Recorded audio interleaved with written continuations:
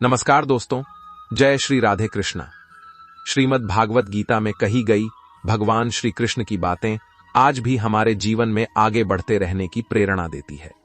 ऐसे में किसी भी परेशानी का हाल पाना और जीवन में सफलता पाने के लिए भागवत गीता की बातों को हर रोज सुनना चाहिए। माना जाता है कि जो भी व्यक्ति भागवत गीता के अनमोल विचारों का अपने जीवन में अनुसरण कर लेता है, वह हर काम में अवश्य ही सफलता को प्राप्त कर लेता है और उसे मानसिक शांति भी मिलती है। तो चलिए शुरू करते हैं। श्रीमद् भागवत गीता एक परम रहस्यमय ग्रंथ है। इसमें संपूर्ण वेदों का सार संग्रह किया गया है। इसका आश्रय इतना गहरा और गंभीर है कि आजीवन निरंतर अभ्यास करते रहने पर भी उसका अंत नहीं होगा। भगवान के गुण, प्रभाव, स्वरूप, तत्व और उपासना का तथा कर्म एवं ज्ञान का वर्णन जिस प्रकार भागवत गीता में किया गया है, वैसा अन्य ग्रंथ में एक साथ मिलना कठिन है। भागवत गीता एक ऐसा अनुपम शास्त्र है जिसका एक भी शब्द सब उपदेश से खाली नहीं है। गीता में एक भी शब्द ऐसा नहीं है जो रोचक कहा जा सके। इसमें जितनी बातें कही गई है वे सभी अक्षर सत्य यथार्थ हैं। सत्य स्वरूप भगवान की वाणी में रोचकता की कल्पना करना उसका निराधार करना है। गीता सर्वशास्त्रों का खजाना कहा जाता है। गीता का भली भांति ज्ञान हो जाने पर सभी शास्त्रों का सात्विक ज्ञान अपने आप हो जाता है। गीता को हम भगवान से भी बढ़कर कहें तो कोई अतिशयोक्ति नहीं होगी। भगवान ने स्वयं कहा है, मैं गीता के आश्रम में रहता हूं। गीता मेरा श्रेष्ठ घर है। गीता के ज्ञान का सहारा लेकर ही मैं त्रिगुणा वाले लोगों का पालन करता हूं। इसके सिवा गीता में ही भगवान अपने मुक्तिकांड से यह घोषणा करते हैं कि जो कोई मनुष्य मेरी इस गीत रूप आज्ञा का पालन करेगा वह निश्चित रूप से मुक्त हो जाएगा। यही नहीं, भगवान कहते हैं कि जो कोई इसका अध्ययन भी करेगा उसके द्वारा मैं ज्ञान यज्ञ से पूजित होगा। भगवान कहते हैं, जो मनुष्य गीता का रहस्य भक्तों को धारण करता है और उनमें इसका विस्तार एवं प्रचार करता है, वह मनुष्य मुझे अति प्रिय है। गीता संपूर्ण जीवन दर्शन है और इसका अनुसरण करने वाला व्यक्ति सर्वश्रेष्ठ होता है। भगवत गीता ही है जो आधुनिक युग में समस्याओं से घिरे हुए मनुष्य को एक कर्मशील जीवन जीने के लिए प्रेरित करती है। गीता ऐसे प्रेरणादायक संदेशों का महासागर है जो जीवन से निराश मनुष्य को आशाओं से भर देती है। श्रीमद् भागवत गीता एकमात्र ऐसा ग्रंथ है जो मनुष्य को जीवन का सही तरीका बताती है। गीता जीवन में धर्म, कर्म और प्रेम का पाठ पढ़ाती है। श्रीमद् भागवत गीता का ज्ञान मानव जीवन और जीवन के बाद के जीवन दोनों के लिए उपयोगी माना गया है। भगवत गीता में कुल 18 अध्याय और 700 श्लोक हैं, जिन्हें सभी के लिए पढ़ पाना थोड़ा मुश्किल है। इसलिए आज के इस बेहद खास वीडियो में हम श्रीमद् भागवत गीता के एक एक अध्याय के एक एक श्लोक का मतलब विस्तार पूर्वक और सरल भाषा में समझाएंगे, जिन्हें जानकर आप श्रीमद् भागवत गीता का सही मतलब समझ पाएंगे। इसलिए इन विचारों को आप हर रोज जरूर सुनें। तो चलिए अब देर नहीं करते हुए वीडियो शुरू करते हैं। श्रीमद् भागवत गीता पहला अध्याय, अर्जुन विषाद योग। यह शुरुआत होती है धृतराष्ट्र के सवालों से। श्रीमद् भागवत गीता दूसरा अध्याय, सांख्य योग। यह अध्याय गीता का सबसे महत्वपूर्ण अध्याय माना जाता है। इसी अध्याय में भगवान श्री कृष्ण अर्जुन को जीवन का वास्तविक ज्ञान देते हैं। इस अध्याय में आत्मा, कर्म योग, ज्ञान योग और भक्ति के बीज छिपे हुए हैं। पहले अध्याय में अर्जुन विषाद में डूब जाते हैं। वह अपने ही सगे संबंधियों को युद्ध भूमि में देखकर शोक और मोह से भर जाते हैं। उनका शरीर कांपने लगता है, धनुष हाथ से गिर जाता है, मन भ्रमित हो जाता है। अर्जुन कहते हैं, हे कृष्ण, मैं अपने ही लोगों को मारकर राज्य, सुख और विजय नहीं चाहता। मुझे ऐसा कोई सुख नहीं चाहिए जो अपनों के रक्त से मिले। अर्जुन स्वयं को अयोग्य मान लेते हैं और कहते हैं कि मेरा स्वभाव धर्म से विचलित हो गया है, इसलिए मैं आपका शिष्य हूं, मुझे उपदेश दीजिए। यहीं से गीता का वास्तविक उपदेश आरंभ होता है। भगवान श्री कृष्ण अर्जुन को सबसे पहले आत्मा का ज्ञान देते हैं। भगवान कहते हैं, हे अर्जुन, आत्मा न कभी जन्म लेती है और न कभी मरती है। आत्मा नित्य, शाश्वत और अविनाशी है। शरीर नष्ट होता है, आत्मा नहीं। भगवान समझाते हैं कि जैसे मनुष्य पुराने वस्त्र त्याग कर नए वस्त्र धारण करता है, वैसे ही आत्मा पुराने शरीर को छोड़कर नया शरीर धारण करती है। इसलिए मृत्यु का शोक करना अज्ञान है। फिर भगवान कर्म का महत्व बताते हैं। भगवान कहते हैं, हे अर्जुन, तुम्हारा अधिकार केवल कर्म करने में है, फल में नहीं। इसलिए फल की चिंता किए बिना अपने कर्तव्य का पालन करो। भगवान बताते हैं कि जो मनुष्य सुख और दुख, लाभ और हानि, जय और पराजय में समान रहता है, वही सच्चा योगी है। ऐसा मनुष्य कभी पाप से बंधता नहीं है। इस अध्याय में स्थितप्रज्ञ पुरुष का वर्णन किया गया है। भगवान कहते हैं कि स्थितप्रज्ञ वही है जो इच्छाओं से मुक्त हो जाता है, जिसका मन इंद्रियों के वश में नहीं होता, जो आत्मा में संतुष्ट रहता है। भगवान चेतावनी भी देते हैं कि इंद्रियों का अत्यधिक भोग मनुष्य को पतन की ओर ले जाता है। पहले विषयों का चिंतन होता है, फिर आसक्ति, फिर कामना, फिर क्रोध, फिर मोह, फिर स्मृति भ्रम और अंत में बुद्धि का नाश। इसलिए भगवान कहते हैं कि इंद्रियों को संयम में रखना अत्यंत आवश्यक है। जो मनुष्य अपने मन और इंद्रियों को वश में कर लेता है, वही शांति प्राप्त करता है। दूसरे अध्याय का सार यही है कि आत्मा अमर है। कर्म करना मनुष्य का धर्म है और निष्काम कर्म ही मोक्ष का मार्ग है। श्रीमद् भागवत गीता 3 अध्याय कर्म योग। इस अध्याय में भगवान श्री कृष्ण कर्म का वास्तविक अर्थ समझाते हैं। अर्जुन के मन में यह प्रश्न उठता है कि जब ज्ञान श्रेष्ठ है तो फिर युद्ध जैसा कर्म क्यों किया जाए। अर्जुन कहते हैं, हे कृष्ण, यदि ज्ञान कर्म से श्रेष्ठ है तो फिर मुझे इस भयानक युद्ध में क्यों प्रवृत्त करते हैं। आपकी बातें मेरे मन को भ्रमित कर रही हैं। कृपया निश्चित रूप से बताइए कि मेरे लिए कौन सा मार्ग कल्याणकारी है। भगवान श्री कृष्ण उत्तर देते हैं, हे अर्जुन, संसार में 2 प्रकार के मार्ग बताए गए हैं, एक ज्ञान योग और दूसरा कर्म योग। संन्यास केवल कर्म त्याग से नहीं होता। भगवान समझाते हैं कि कोई भी मनुष्य बिना कर्म किए एक क्षण भी नहीं रह सकता। प्रकृति के गुणों से विवश होकर सभी को कर्म करना ही पड़ता है। जो मनुष्य बाहर से कर्म छोड़ देता है पर मन से विषयों का चिंतन करता है, वह मिथ्याचारी है। भगवान कहते हैं कि सच्चा योगी वही है जो इंद्रियों को वश में रखकर कर्तव्य कर्म करता है। इसलिए अर्जुन, तुम युद्ध रूप कर्म करो, क्योंकि कर्म न करने से समाज का पतन होता है। भगवान बताते हैं कि यज्ञ भावना से किया गया कर्म मनुष्य को बंधन से मुक्त करता है। जो केवल अपने सुख के लिए कर्म करता है, वह बंधन में पड़ता है। भगवान कहते हैं, हे अर्जुन, देवताओं को यज्ञ से तृप्त करो और देवता तुम्हें तृप्त करेंगे। इस प्रकार परस्पर भाव से कल्याण प्राप्त होगा। इस अध्याय में भगवान कर्म चक्र का वर्णन करते हैं।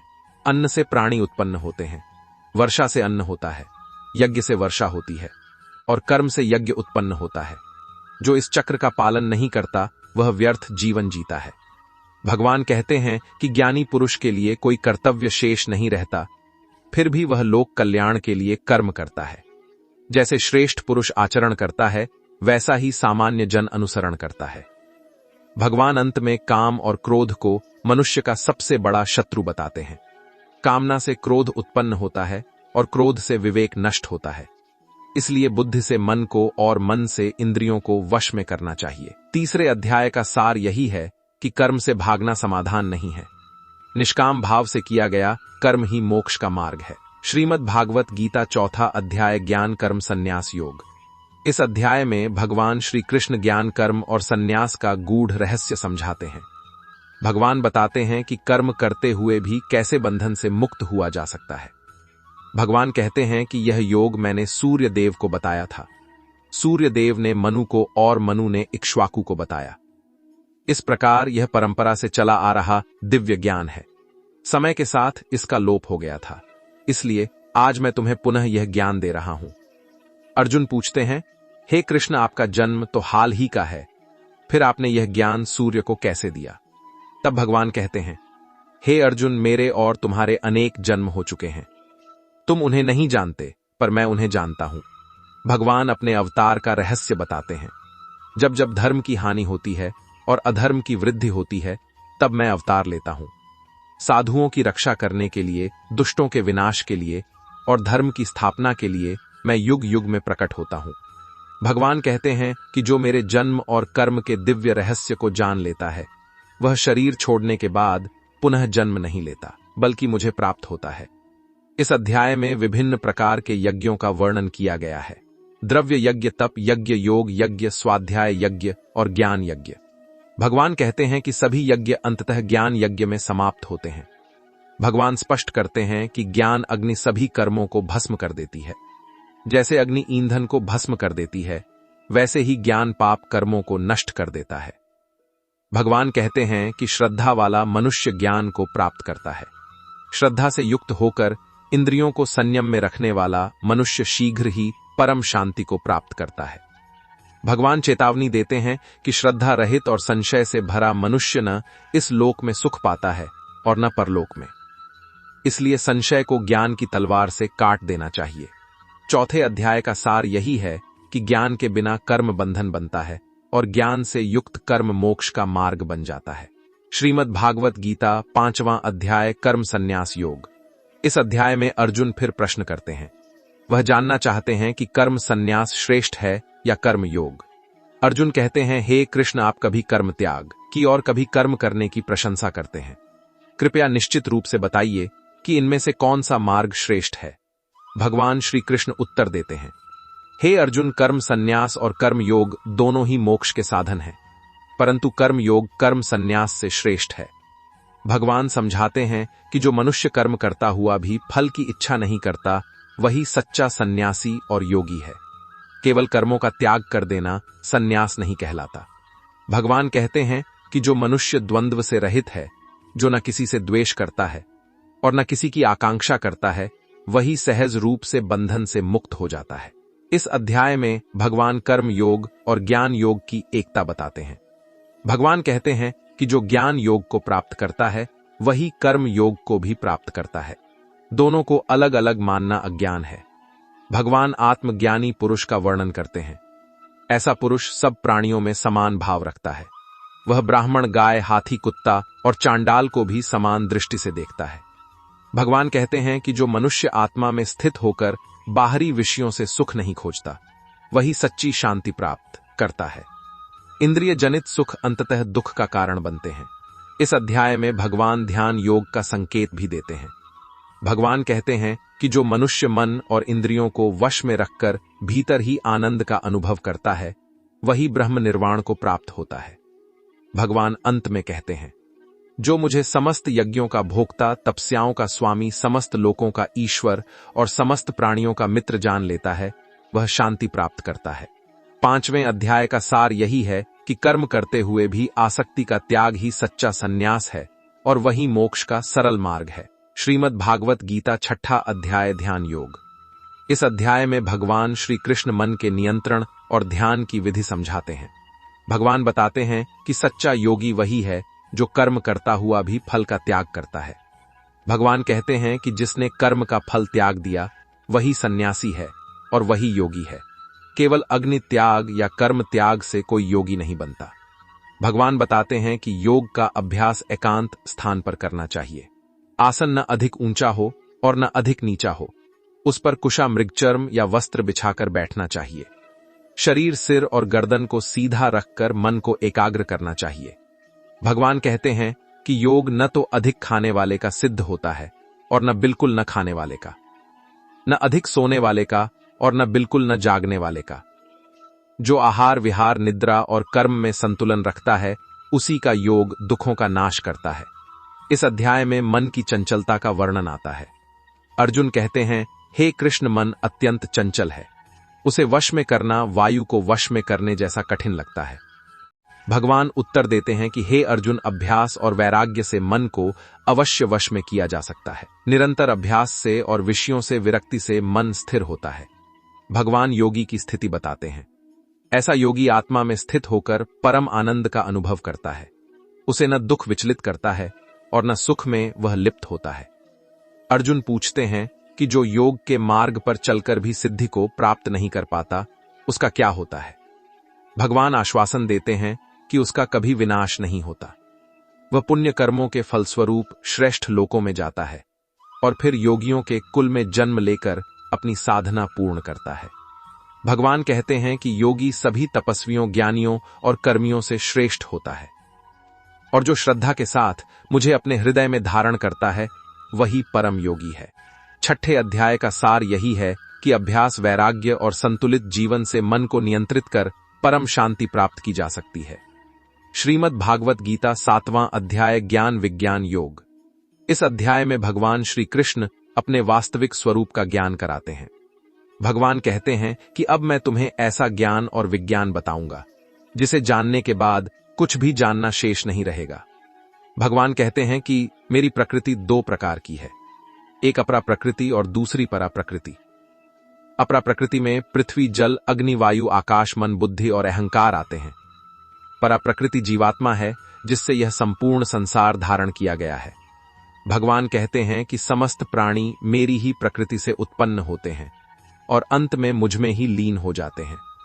मुझसे बढ़कर कोई सत्य नहीं है। जैसे मणियों में धागा पिरोया होता है, वैसे ही यह पूरा संसार मुझ में स्थित है। भगवान बताते हैं कि वह जल में रस हैं, सूर्य और चंद्रमा में प्रकाश हैं, वेदों में ओंकार हैं, पृथ्वी में सुगंध हैं, अग्नि में तेज हैं, सभी प्राणियों में जीवन शक्ति है। भगवान कहते हैं कि त्रिगुणमयी माया से यह संसार मोहित है। जो मेरी शरण में आते हैं वे ही इस माया को पार कर पाते हैं। भगवान 4 प्रकार के भक्तों का वर्णन करते हैं: आर्त भक्त, अर्थार्थी भक्त, जिज्ञासु भक्त और ज्ञानी भक्त। इनमें ज्ञानी भक्त भगवान को सबसे अधिक प्रिय होता है क्योंकि वह अनन्य भाव से भगवान में स्थित रहता है। भगवान बताते हैं कि जो लोग अन्य देवताओं की उपासना करते हैं वे भी श्रद्धा से ही करते हैं, परंतु वह श्रद्धा भी अंततः मुझसे ही प्राप्त होती है। उनका फल सीमित होता है। जो मेरी भक्ति करता है वह अविनाशी फल प्राप्त करता है। भगवान कहते हैं कि मूढ़ लोग मुझे साकार रूप में नहीं पहचान पाते। वे मेरी अव्यक्त शक्ति को नहीं समझते। योग माया से आवृत होने के कारण मैं सबको प्रकट नहीं होता। भगवान यह भी कहते हैं कि जो मनुष्य मृत्यु के समय मुझे और मेरे स्वरूप को जानकर शरीर त्यागता है वह मुझे ही प्राप्त होता है। 7वें अध्याय का सार यही है कि भगवान ही समस्त सृष्टि के मूल कारण हैं। उनकी शरण में जाने से ही माया का बंधन टूटता है और सच्चा ज्ञान प्राप्त होता है। श्रीमद् भागवत गीता 8वां अध्याय अक्षर ब्रह्म योग। इस अध्याय में अर्जुन भगवान से गूढ़ प्रश्न पूछते हैं। अर्जुन जानना चाहते हैं कि ब्रह्म क्या है, अध्यात्म क्या है, कर्म क्या है, अधिभूत, अधिदैव और अधियज्ञ क्या है। भगवान श्री कृष्ण उत्तर देते हैं, ब्रह्म वह परम अक्षर तत्व है जो अविनाशी है। अध्यात्म जीव का स्वभाव है। कर्म वह क्रिया है जिससे प्राणियों की उत्पत्ति और स्थिति होती है। अधिभूत नाशवान शरीर है। अधिदैव विराट पुरुष है और अधियज्ञ स्वयं भगवान हैं जो शरीर में स्थित रहते हैं। अर्जुन पूछते हैं कि मृत्यु के समय आपका स्मरण कैसे किया जाए। भगवान कहते हैं कि जो मनुष्य जीवन भर मेरा स्मरण करता है वही अंत समय में भी मुझे स्मरण कर पाता है। इसलिए हर समय मेरा स्मरण करना चाहिए। भगवान कहते हैं कि जो मनुष्य मृत्यु के समय मुझे स्मरण करते हुए शरीर त्यागता है वह मुझे ही प्राप्त होता है। इसमें कोई संशय नहीं है। मनुष्य जैसा भाव रखता है वैसा ही उसे अगला जन्म प्राप्त होता है। भगवान योग द्वारा मृत्यु के समय स्मरण की विधि बताते हैं। भगवान कहते हैं कि मन को हृदय में स्थिर करके प्राणों को मस्तक में स्थापित कर ओंकार का उच्चारण करते हुए जो मुझे स्मरण करता है वह परम गति को प्राप्त करता है। इस अध्याय में भगवान ब्रह्मलोक और संसार के नश्वर स्वरूप का वर्णन करते हैं। भगवान कहते हैं कि ब्रह्मलोक तक के सभी लोक नश्वर हैं जहां से पुनः जन्म होता है, परंतु जो मुझे प्राप्त कर लेता है वह फिर जन्म नहीं लेता। भगवान काल चक्र का वर्णन करते हैं। ब्रह्मा के दिन और रात्रि की अवधि बताते हैं। सृष्टि का प्रकट होना और लय होना काल के अधीन है। भगवान 2 मार्गों का वर्णन करते हैं। एक प्रकाश का मार्ग जिससे जाने वाले लौटते नहीं, दूसरा अंधकार का मार्ग जिससे जाने वाले पुनः जन्म लेते हैं। योगी इन दोनों मार्गों को जानकर कभी मोहित नहीं होता। भगवान अंत में कहते हैं कि वेद, यज्ञ, तप और दान से जो फल मिलता है वह सब भक्ति योग से प्राप्त फल के बराबर नहीं है। भक्ति से मनुष्य परम धाम को प्राप्त करता है। 8वें अध्याय का सार यही है कि निरंतर भगवान का स्मरण ही जीवन और मृत्यु दोनों को सफल बनाता है। श्रीमद् भागवत गीता 9वां अध्याय राज विद्या राज गुह्य योग। इस अध्याय में भगवान श्री कृष्ण भक्ति का परम रहस्य प्रकट करते हैं। भगवान कहते हैं कि यह विद्या सभी विद्याओं में श्रेष्ठ है और यह ज्ञान अत्यंत गोपनीय है। इसे जानकर मनुष्य जन्म मरण के बंधन से मुक्त हो जाता है। भगवान कहते हैं कि मैं यह ज्ञान तुम्हें इसलिए बता रहा हूं क्योंकि तुम मुझ में श्रद्धा रखते हो और ईर्ष्या रहित हो। यह ज्ञान प्रत्यक्ष अनुभव कराने वाला है और धर्ममय है। भगवान कहते हैं कि यह संपूर्ण संसार मेरी अव्यक्त शक्ति से व्याप्त है। सभी प्राणी मुझ में स्थित हैं, पर मैं उनमें आसक्त नहीं हूं। जैसे आकाश सब में व्याप्त होकर भी किसी में बंधा नहीं रहता, वैसे ही मैं भी सब में रहकर उनसे निर्लिप्त हूं। भगवान बताते हैं कि मेरी प्रकृति के अधीन यह संपूर्ण सृष्टि बार बार उत्पन्न होती है और नष्ट होती है। मैं इन कर्मों से कभी बंधता नहीं हूं, क्योंकि मैं साक्षी मात्र हूं। भगवान कहते हैं कि जो लोग मुझे नहीं जानते वे मेरी निंदा करते हैं, वे मेरे दिव्य स्वरूप को नहीं पहचान पाते। परंतु महात्मा जन मुझे ही सब कुछ मानकर अनन्य भक्ति करते हैं। भगवान भक्ति का सरल मार्ग बताते हैं। भगवान कहते हैं, जो कोई मुझे श्रद्धा और प्रेम से पत्र, पुष्प, फल या जल अर्पित करता है, मैं उसे स्वीकार करता हूं। भगवान कहते हैं कि स्त्री, वैश्य, शूद्र या पाप योनि में जन्मा हुआ कोई भी व्यक्ति यदि मेरी शरण में आता है तो वह भी परम गति को प्राप्त करता है। भगवान अर्जुन से कहते हैं कि इसलिए तुम मुझे स्मरण करो, मेरे भक्त बनो, मुझे नमस्कार करो। इस प्रकार तुम निश्चय ही मुझे प्राप्त करोगे। भगवान स्पष्ट करते हैं कि जो लोग अन्य देवताओं की भक्ति करते हैं वे भी वास्तव में मेरी ही भक्ति करते हैं, परंतु विधिपूर्वक नहीं। इसलिए उन्हें सीमित फल प्राप्त होता है। 9वें अध्याय का सार यही है कि निष्काम और अनन्य भक्ति ही सबसे सरल और श्रेष्ठ मार्ग है जिससे हर मनुष्य भगवान को प्राप्त कर सकता है। श्रीमद् भागवत गीता 10वां अध्याय विभूति योग। इस अध्याय में भगवान श्री कृष्ण अपनी दिव्य विभूतियों का वर्णन करते हैं। भगवान बताते हैं कि वे ही समस्त सृष्टि के मूल कारण हैं और सभी महान गुण उन्हीं से उत्पन्न होते हैं। भगवान कहते हैं कि मैं ही समस्त देवताओं और महर्षियों का कारण हूं। मुझसे ही बुद्धि, ज्ञान, क्षमा, सत्य, दम, शांति, सुख, दुख, भय और अभय उत्पन्न होते हैं। भगवान कहते हैं कि जो भक्त मुझे अनन्य भाव से भजते हैं उन्हें मैं बुद्धि योग देता हूं, जिससे वे मुझे प्राप्त करते हैं। उनके हृदय में स्थित होकर मैं अज्ञान रूप अंधकार को ज्ञान रूप दीप से नष्ट कर देता हूं। अर्जुन भगवान की महिमा सुनकर अत्यंत प्रसन्न होते हैं और कहते हैं कि हे पुरुषोत्तम, आप ही परम ब्रह्म, परम धाम और परम पवित्र हैं। महर्षि नारद, व्यास और देवर्षि सभी आपके इस स्वरूप को स्वीकार करते हैं। भगवान अर्जुन से कहते हैं कि मैं अपनी विभूतियों का संक्षेप में वर्णन करता हूं, क्योंकि उनका विस्तार अनंत है। भगवान कहते हैं, आदित्यों में मैं विष्णु हूं, ज्योतियों में मैं तेजस्वी सूर्य हूं, मरुतों में मैं मारुति हूं, नक्षत्रों में मैं चंद्रमा हूं, वेदों में मैं सामवेद हूं, देवताओं में मैं इंद्र हूं, इंद्रियों में मैं मन हूं, जीवों में मैं चेतना हूं, रुद्रों में मैं शंकर हूं, यक्ष राक्षसों में कुबेर हूं, वसुओं में अग्नि हूं, पर्वतों में मेरु हूं, सेनानियों में मैं स्कंद हूं, जलाशयों में मैं सागर हूं, शस्त्रधारियों में मैं राम हूं, मछलियों में मैं मगर हूं, नदियों में मैं गंगा हूं, सृष्टि की आदि, मध्य और अंत मैं ही हूं, विद्या में अध्यात्म विद्या हूं, वाद विवाद में मैं तत्व निर्णय हूं। भगवान कहते हैं कि जो भी ऐश्वर्य, शक्ति, सौंदर्य और तेज से युक्त है वह मेरी ही एक अंश विभूति से उत्पन्न है। भगवान अंत में कहते हैं कि इस संपूर्ण ब्रह्मांड को मैं अपने एक अंश मात्र से धारण किए हुए हूं। 10वें अध्याय का सार यही है कि संसार में जो कुछ भी महान, सुंदर और शक्तिशाली है वह सब भगवान की ही विभूति है। श्रीमद् भागवत गीता 11वां अध्याय विश्वरूप दर्शन योग। इस अध्याय में अर्जुन भगवान श्री कृष्ण के विराट और दिव्य स्वरूप का दर्शन करते हैं। यह अध्याय गीता का सबसे अद्भुत और रहस्यमय अध्याय माना जाता है। अर्जुन भगवान से कहते हैं कि आपने जिस प्रकार अपने परम रहस्य का वर्णन किया है उससे मेरा मोह नष्ट हो गया है। अब मैं आपके दिव्य रूप का दर्शन करना चाहता हूं। भगवान कहते हैं कि तुम इन भौतिक नेत्रों से मेरे विश्वरूप को नहीं देख सकते, इसलिए मैं तुम्हें दिव्य दृष्टि प्रदान करता हूं। संजय वर्णन करते हैं कि भगवान ने अपना विराट रूप प्रकट किया। उस रूप में असंख्य मुख, नेत्र और भुजाएं थीं। अनंत दिव्य आभूषण और अस्त्र शस्त्र दिखाई दे रहे थे।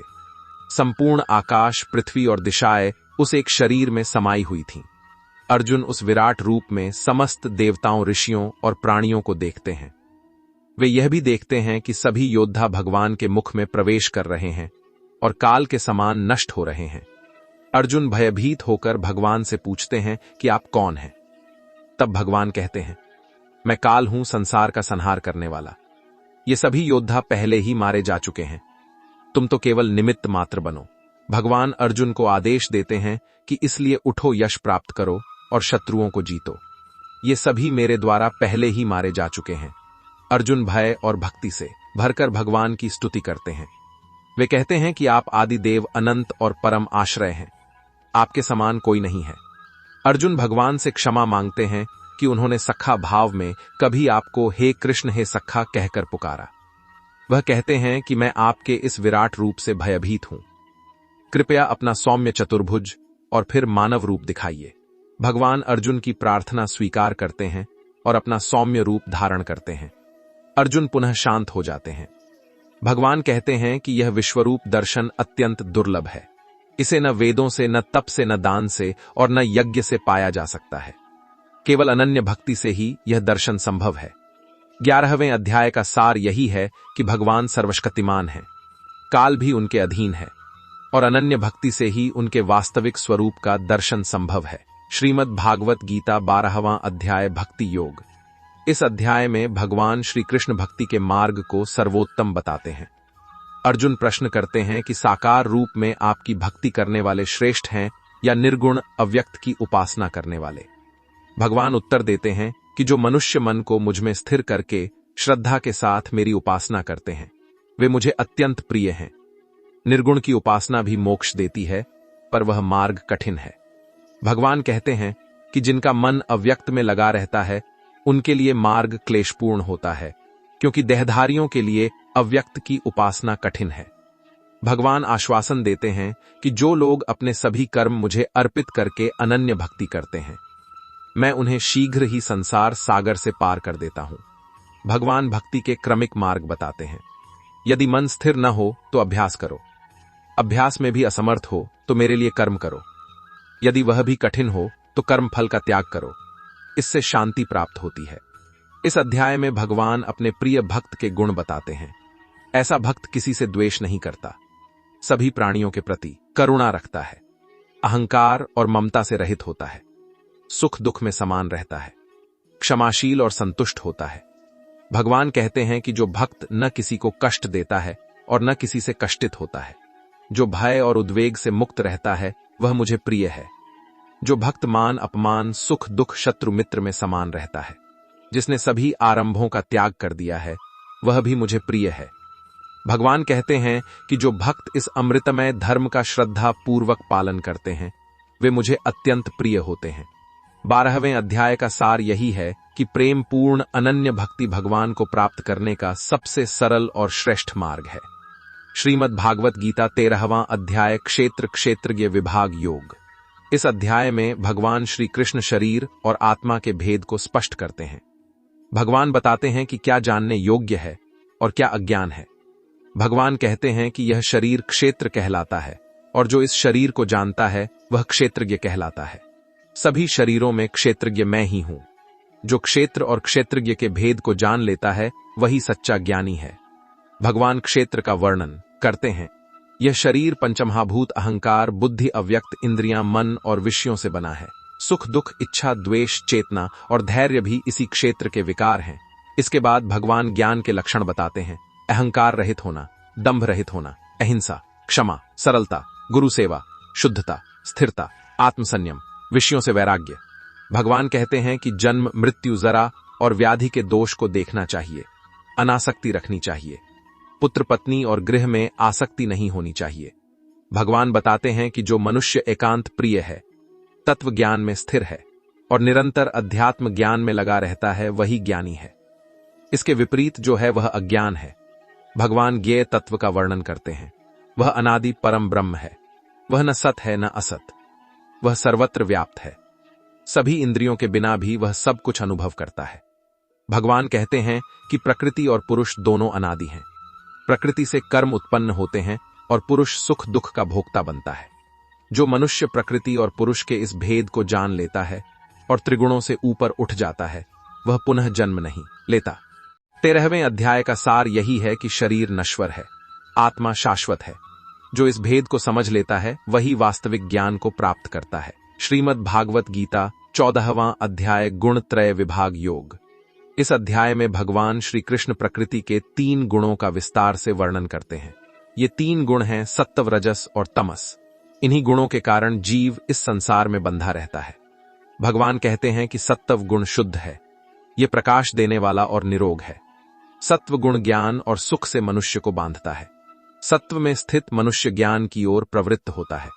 रजस गुण कामना और आसक्ति से उत्पन्न होता है, यह कर्म की लालसा को बढ़ाता है। रजस गुण में स्थित मनुष्य कर्म और फल की इच्छा में बंधा रहता है, इससे दुख और अशांति उत्पन्न होती है।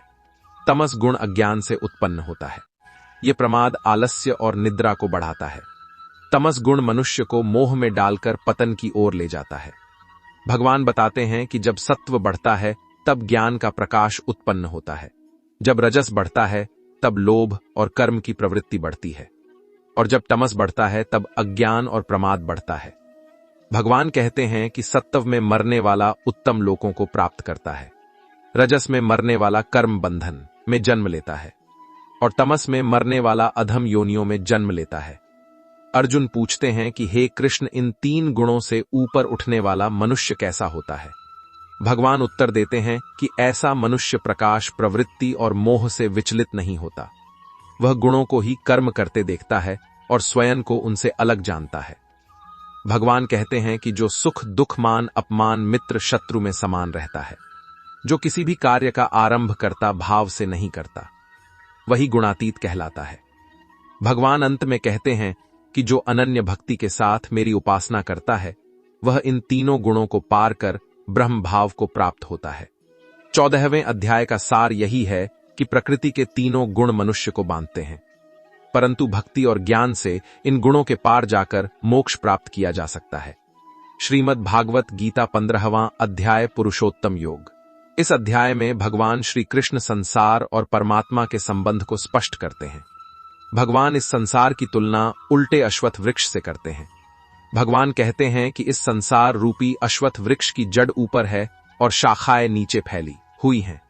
इसके पत्ते वेद हैं। जो मनुष्य इस वृक्ष को सही रूप में जान लेता है, वही वेदों का ज्ञाता है। इस वृक्ष की शाखाएं गुणों से पोषित होकर ऊपर नीचे फैलती हैं। विषय भोग इसके अंकुर हैं, इसके मूल कर्मों से बंधे हुए हैं। भगवान कहते हैं कि इस संसार वृक्ष को वैराग्य रूपी शस्त्र से काटकर उस परम पद को प्राप्त करना चाहिए, जहां जाने के बाद पुनः लौटना नहीं होता। भगवान बताते हैं कि जीव उनका ही अंश है। वही जीव मन और इंद्रियों को धारण करके संसार में भटकता है। जैसे वायु गंध को एक स्थान से दूसरे स्थान पर ले जाती है, वैसे ही जीव एक शरीर से दूसरे शरीर में जाता है। भगवान कहते हैं कि मैं ही पाचन शक्ति हूं, मैं ही सूर्य और चंद्रमा का प्रकाश हूं, मैं ही सभी के हृदय में स्थित होकर स्मृति, ज्ञान और विस्मृति प्रदान करता हूं। भगवान 3 प्रकार के पुरुष बताते हैं: क्षर पुरुष, अक्षर पुरुष और पुरुषोत्तम। क्षर वह है जो नश्वर संसार से जुड़ा है, अक्षर वह है जो अविनाशी आत्मा है, और पुरुषोत्तम स्वयं भगवान हैं जो दोनों से परे हैं। भगवान कहते हैं कि जो मुझे पुरुषोत्तम रूप में जान लेता है, वही सर्वज्ञ है और वही सच्चे भाव से मेरी भक्ति करता है। 15वें अध्याय का सार यही है कि भगवान ही सर्वोच्च सत्य हैं। संसार नश्वर है और वैराग्य तथा भक्ति से पुरुषोत्तम को प्राप्त किया जा सकता है। श्रीमद् भागवत गीता 16वां अध्याय, दैवासुर संपद विभाग योग। इस अध्याय में भगवान श्री कृष्ण मनुष्य के 2 स्वभाव बताते हैं: दैवी स्वभाव और आसुरी स्वभाव। इन्हीं स्वभावों के आधार पर मनुष्य का उठान या पतन होता है। भगवान दैवी स्वभाव के गुण बताते हैं: अभय, मन की शुद्धता, ज्ञान योग में स्थित होना, दान, इंद्रिय संयम, यज्ञ, स्वाध्याय, सरलता, अहिंसा, सत्य, क्रोध का अभाव, त्याग, शांति, निंदा का त्याग, करुणा, लोभ का अभाव, मृदुता, लज्जा, चंचलता का अभाव, तेज, क्षमा, धैर्य, शौच, अद्रोह, अहंकार का अभाव। भगवान कहते हैं कि ये दैवी गुण मनुष्य को मोक्ष की ओर ले जाते हैं। इसके बाद भगवान आसुरी स्वभाव का वर्णन करते हैं: दंभ, अहंकार, क्रोध, कठोरता, अज्ञान। ऐसे मनुष्य न सत्य जानते हैं और न शुद्ध आचरण। आसुरी स्वभाव वाले कहते हैं कि संसार असत्य है, ईश्वर नहीं है, ये केवल काम से उत्पन्न हुआ है। उनके जीवन का उद्देश्य केवल भोग और संग्रह होता है। भगवान कहते हैं कि काम, क्रोध और लोभ नरक के 3 द्वार हैं। ये आत्मा का नाश करने वाले हैं, इसलिए इनका त्याग करना चाहिए। जो मनुष्य शास्त्र विधि का पालन करता है, वही सिद्धि, सुख और परम गति को प्राप्त करता है। जो शास्त्र को छोड़कर मनमानी करता है, वह न सुख पाता है और न सिद्धि। 16वें अध्याय का सार यही है कि दैवी गुणों को अपनाकर और आसुरी गुणों का त्याग करके ही मनुष्य अपने जीवन को सफल बना सकता है। श्रीमद् भागवत गीता 17वां अध्याय श्रद्धा त्रय विभाग योग। इस अध्याय में भगवान श्री कृष्ण 3 प्रकार की श्रद्धा का वर्णन करते हैं। ये श्रद्धा व्यक्ति के स्वभाव और कर्मों के अनुसार होती है। भगवान कहते हैं कि सत्वगुण वाली श्रद्धा वाली भक्तियां स्वर्ग और ज्ञान की ओर ले जाती हैं। ये श्रद्धा शुद्ध, सरल और सत्यपरक होती है। रजसगुण वाली श्रद्धा काम, क्रोध और सांसारिक इच्छाओं से प्रेरित होती है। यह श्रद्धा अधिकतर कर्म, उपवास और तपस्या में रहती है। तमसगुण वाली श्रद्धा अंधविश्वास, अज्ञान और मूढ़ता से भरी होती है। यह श्रद्धा अंधकार और भ्रम में डूबी होती है। भगवान बताते हैं कि व्यक्ति की श्रद्धा उसके आहार, त्याग और दान में भी प्रकट होती है। सत्वगुण वाला आहार शुद्ध और पौष्टिक होता है। रजसगुण वाला आहार अधिक मसालेदार, भारी और अस्वास्थ्यकर होता है। तमसगुण वाला आहार अधपका, सड़ा हुआ और बासी होता है। त्याग में भी 3 प्रकार होते हैं। सत्वगुण वाला त्याग धार्मिक और उचित कार्यों का त्याग करता है। रजसगुण वाला त्याग दिखावा करने के लिए करता है। तमसगुण वाला त्याग अन्याय और कुपथ का होता है। दान में भी यही विभाजन है। सत्वगुण वाला दान बिना अपेक्षा के उचित समय और व्यक्ति को देता है। रजसगुण वाला दान दिखावे के लिए और असमय देता है। तमसगुण वाला दान अपमानजनक और गलत व्यक्ति को देता है। 17वें अध्याय का सार यही है कि श्रद्धा और कर्मों की शुद्धता से ही व्यक्ति का जीवन सफल होता है। श्रीमद् भागवत गीता 18वां अध्याय मोक्ष साधन योग। यह अध्याय श्रीमद् भागवत गीता का अंतिम और समापन अध्याय है। इसमें भगवान श्री कृष्ण अर्जुन को मोक्ष प्राप्ति के लिए आवश्यक ज्ञान और उपदेश देते हैं।